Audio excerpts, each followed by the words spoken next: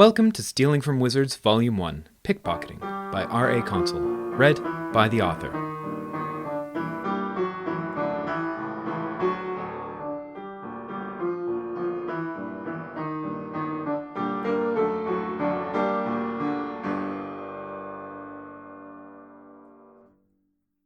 Chapter 2, The Master. Kuro pushed open the door and slid into the small apartment. It was a crooked mess of a home, unfinished brick walls at odd angles, no windows, and creaky rafters that were more termite than wood. Kuro's master had claimed the single bedroom, leaving Kuro to build a nest in the corner of the main room from lost socks and a discarded cloak. A small wooden table and a large velvet armchair were the only substantial furniture in the room.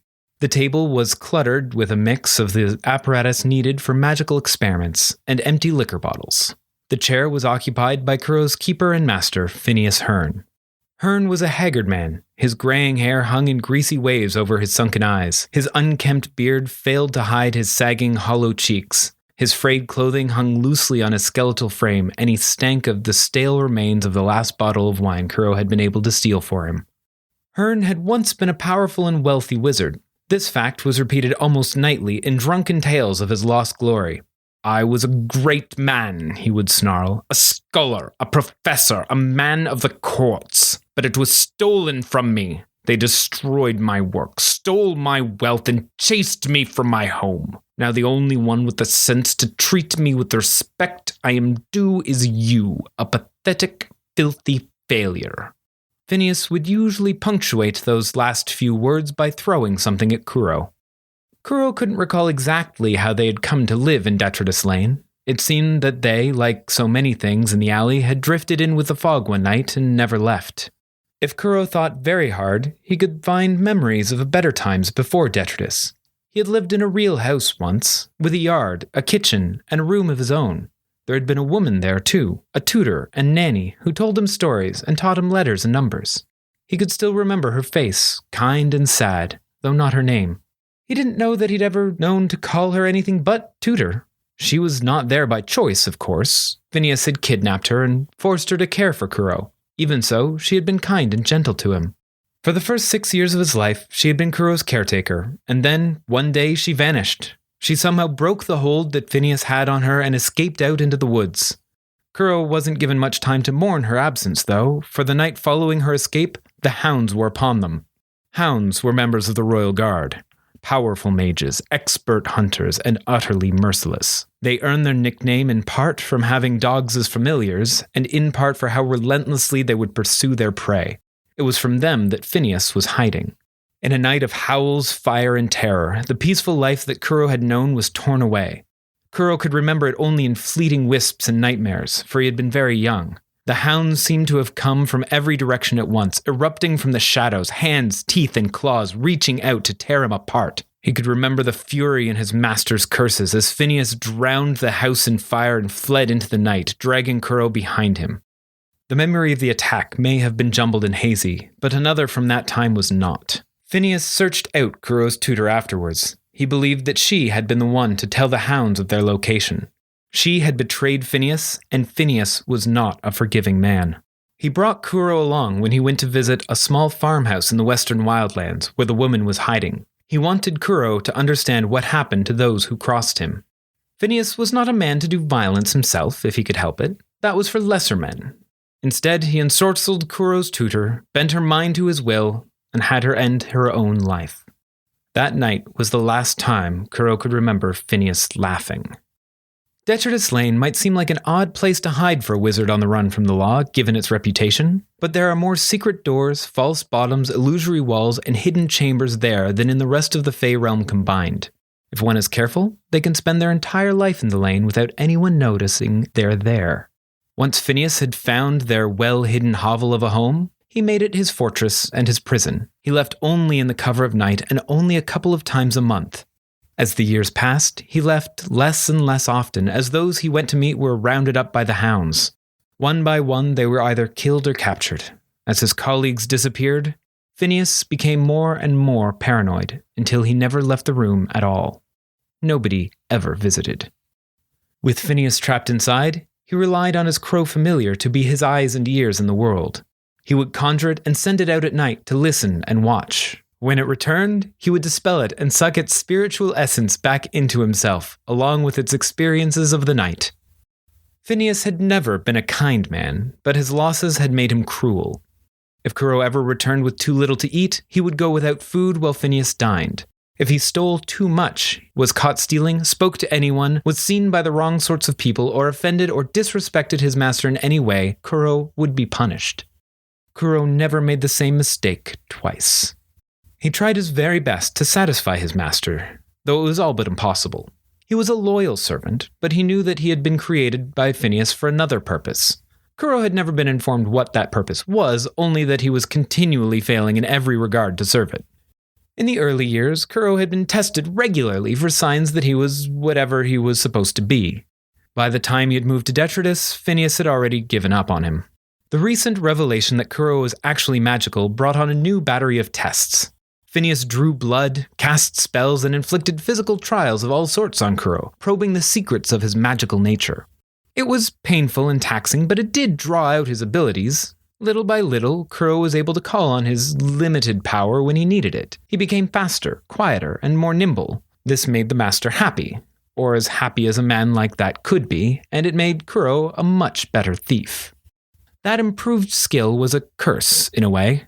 They had subsisted for some time on a beggar's wages and stolen sandwiches. Experiments required supplies that were expensive, doubly so when they needed to be purchased from sources unmonitored by the royal guard. Had Kuro not been so good at stealing, the experiments would likely not have been able to continue. The coins Kuro had lifted in the market that night would pay for new potion ingredients, or specialty wands, or enchanted tools that would let Phineas discern the inner workings of his servant. Kuro approached his master and handed over the coins without a word. Phineas counted the money twice before saying, "Adequate." While the sneer in his voice implied otherwise, that was the best response Kuro could hope for. Too much or too little would earn his master's wrath. "I don't know why I still bother," Phineas mumbled into his bottle as he drained the last few drops. "You're old enough that any positive results should be clear by now. I'm just wasting my time on you." Kuro did not know his age. His birthday had never been clear, nor did he have a calendar to keep track of days. But he knew his numbers and was pretty certain that he was more than 10 and not yet a teenager. Phineas's comment sparked a moment of curiosity in Kuro. "How old am I, master?" he asked. "Why do you want to know that?" Phineas responded. "Would it help you fix my dinner, brew my potions, collect money, or protect us from the hounds?" "No, sir." It had been a foolish question, and he should have known better. "Very good," said Phineas. "Remember well, you continue to live by my good will. Your only purpose in your pathetic life is to serve me. Any thought of yourself is a thought wasted. Understand?" "Yes, sir," Kuro replied. "Good. Now prove you've some worth and find me something more to drink." More liquor was Phineas's most common demand. Years ago, he had enjoyed the bottled sensations that were brewed in Detritus, like bliss, contentment, or calm. When those became too expensive a habit, he taught Kuro to brew them. When the ingredients proved too hard to come by, Phineas turned to more mundane spirits to fill the void. His frequent drunkenness was a mixed blessing for Kuro. It made his master less predictable, but it also afforded Kuro more freedom. Phineas could not muster the focus and precision needed to summon his familiar when drunk, so Kuro was more and more often allowed to leave without a chaperone. Not that it mattered terribly. Kuro did what he was told. He always had, he always would. He couldn't do otherwise. Just the thought of failure seized him with paralyzing terror. A willing act of disobedience, he thought, might stop his heart. Following Phineas's demand for wine, Kuro retreated from the apartment. He climbed the 5 remaining flights of creaking and termite-ridden stairs to the top of their 4-story building. He stepped out into the slush-covered rooftop, and his feet were immediately soaked and freezing. He hunched against the cold night air and began to run, in hopes that it would warm him some, or at least get him out of the cold sooner. It was late enough that the stores would be closed in the Blandlands, so he had to try his luck in Bytown. He jogged the couple of miles back to the market, then began to creep between the shadows of the darkened city. He made his way to the market square, hoping to catch someone leaving one of the several pubs with a fresh pint and a muddled mind. Instead, he found the most depressing of scenes. A mother and father, dressed in bright, Clean, well-tailored silks were standing with their daughter at the entrance to Wingtips, a fancy enchanted shoe store.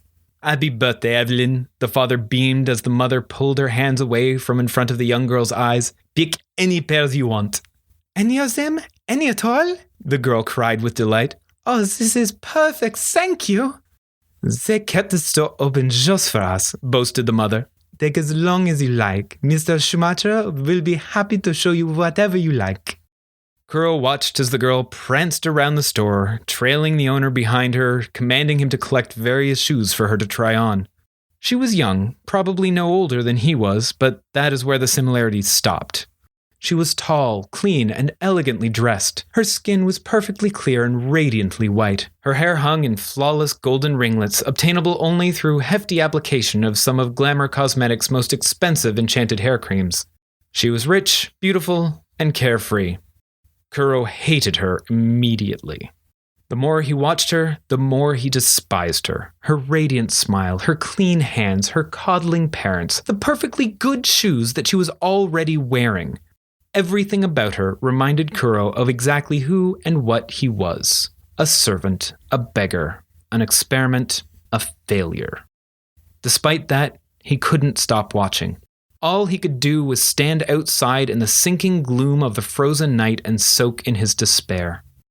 He didn't know how long he stood there. The girl, Evelyn, must have tried on every shoe in the shop that fit her and a dozen others that didn't. She tried ballet slippers that knew the steps to every dance, riding boots that never got dirty, sandals that kept feet warm even in the winter, and athletic shoes that ran twice as fast as the wearer.